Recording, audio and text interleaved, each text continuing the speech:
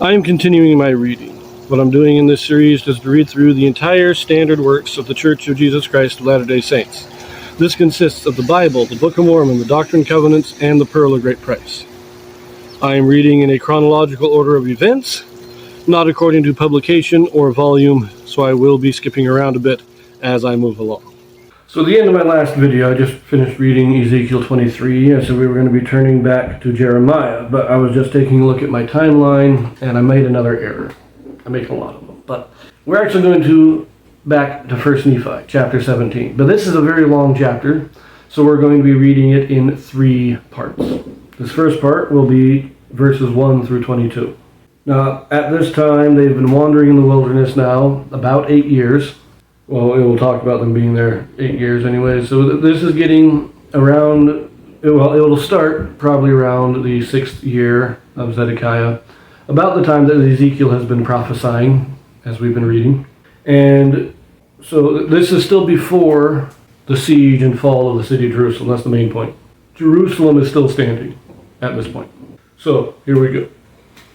Nephi is commanded to build a ship. His brethren oppose him. He exhorts them by recounting the history of God's dealings with Israel. He is filled with the power of God. His brethren are forbidden to touch him, lest they wither as a dried reed. A lot of good stuff here. And it came to pass that we did again take our journey in the wilderness, and we did travel nearly eastward from that time forth. And we did travel and wade through much affliction in the wilderness. And our women did bear children in the wilderness. And so great were the blessings of the Lord upon us, that while we did live upon raw meat in the wilderness, our women did give plenty of suck for their children, and were strong, yea, even like unto the men.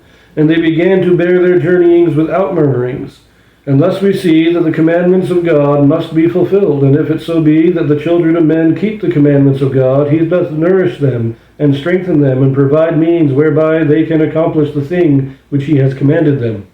Wherefore he did provide means for us while we did sojourn in the wilderness. And we did sojourn for the space of many years, yea, even 8 years in the wilderness. And we did come to the land which we called Bountiful, because of its much fruit, and also wild honey. And all these things were prepared of the Lord, that we might not perish. And we beheld the sea, which we called Iriantum, which, being interpreted, is many waters. And it came to pass that we did pitch our tents by the seashore. And notwithstanding we had suffered many afflictions and much difficulty, yea, even so much that we cannot write them all, we were exceedingly rejoiced when we came to the seashore, and we called the place Bountiful, because of its much fruit. And it came to pass that after I, Nephi, had been in the land of Bountiful for the space of many days, the voice of the Lord came unto me, saying, Arise, and get thee into the mountain.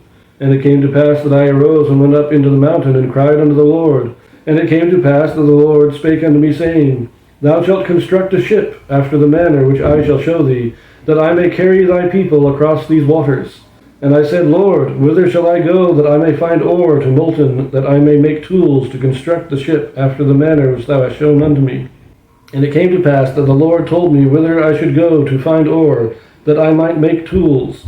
And it came to pass that I, Nephi, did make a bellows, wherewith to blow the fire of the skins of beasts. And after I had made a bellows, that I might have wherewith to blow the fire, I did smite 2 stones together, that I might make fire. For the Lord had not hitherto suffered that we should make much fire, as we journeyed in the wilderness. For he said, I will make thy food become sweet, that ye cook it not.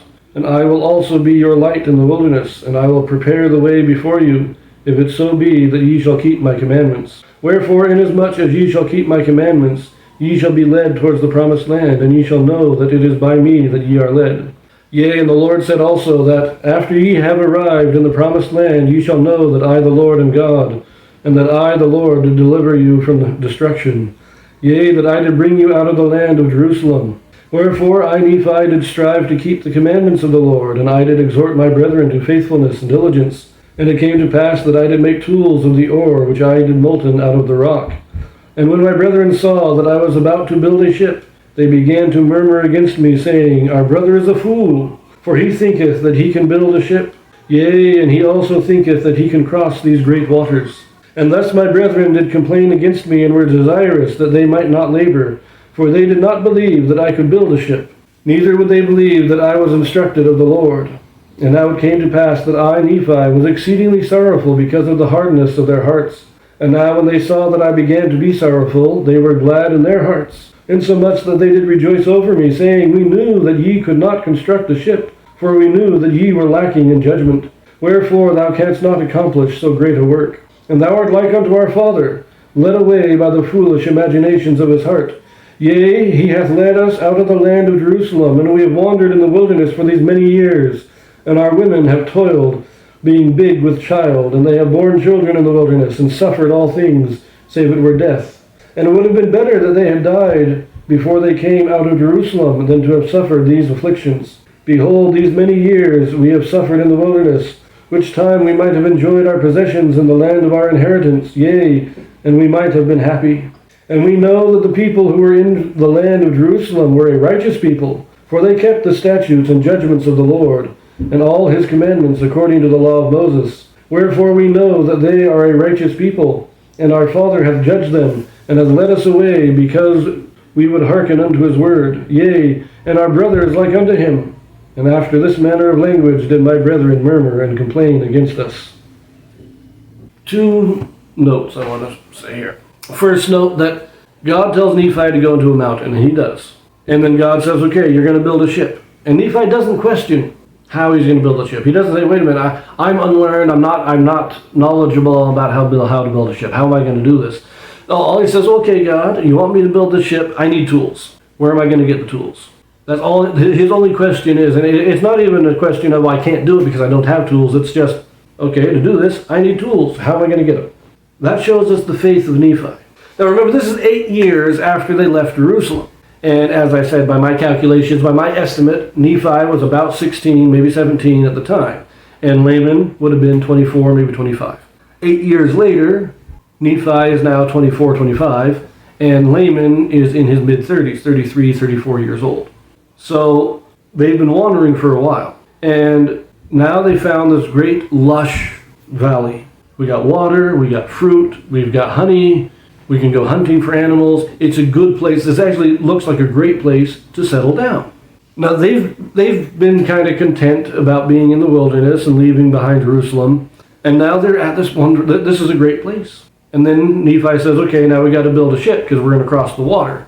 And I can't really blame Laman and Lemuel for saying, let's just stay here. It was a good place. Why not just stay here?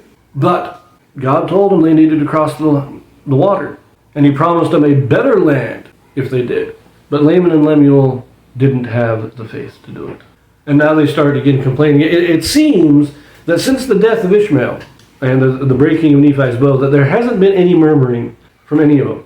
They've been wandering the wilderness now probably 6 years since the time that Nephi broke his bow, I would say, at least, maybe 7. And there hasn't been any murmuring, no complaining. They've just been wandering. God has led them from camp to camp.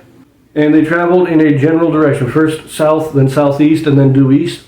And so they've basically been following the Red Sea, and they haven't been complaining. They've had children.